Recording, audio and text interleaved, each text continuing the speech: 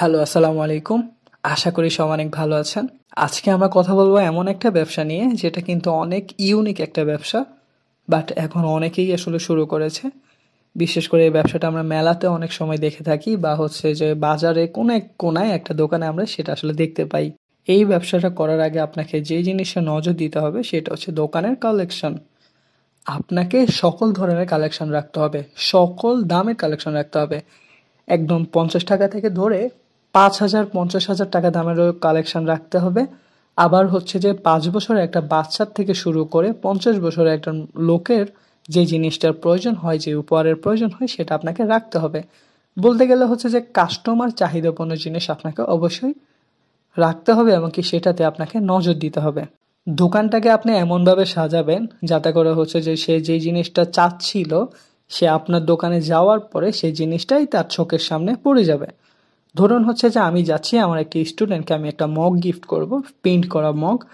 তো আমি ঢুকলাম, ঢোকার পরে যখন তাদের আমি শোপিসের দিকে দেখলাম যে সেখানে মগ দেখা যাচ্ছে অনেকগুলো। সেখান থেকে আমি একটা মগ চুজ করলাম, আমি সেটা গিফটের মধ্যে প্যাকেট করে নিলাম, তাকে গিফট দিয়ে দিলাম। তো আমি এটা চাচ্ছি, এটা আপনাকে বুঝতে হবে, এটা আপনাকে জানতে হবে যে আসলে গিফট মানুষ কি দিয়ে থাকে, কেমন টাইপের জিনিস দিয়ে থাকে, কোন দামের জিনিস দিয়ে থাকে।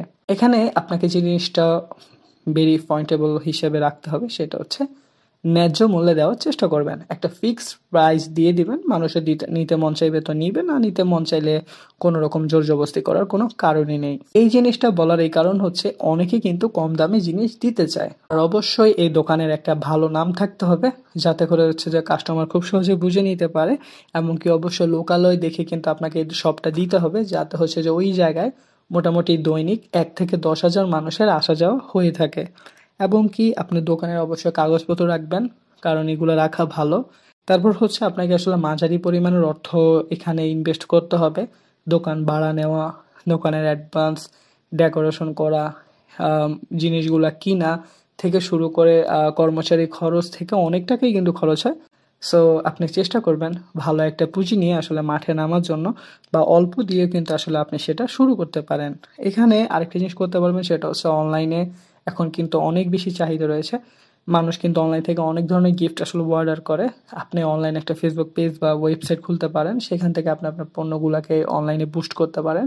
দেখবেন এই একটা মালের পাশাপাশি কিন্তু ওই মালটা আবার ১০,০০০ বারও কিন্তু সেল হওয়ার সম্ভাবনা থাকবে। সো অনলাইন কিন্তু এখন এই জেনারেশনে অনেক বড় একটা বেনিফিট এনে দেয়। তারপর হচ্ছে অবশ্যই মূলধনের দিকে কিন্তু ফোকাস রাখতে হবে আমি বলেছি।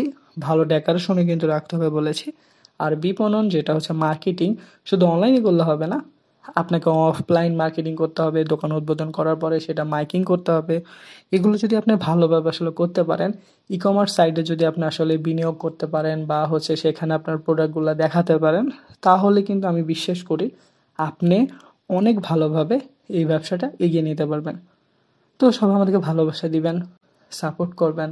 আমাদের আরও অনেক ব্যবসায়িক ভিডিও রয়েছে, সেগুলো দেখার আমন্ত্রণ রইল। আসসালামু আলাইকুম।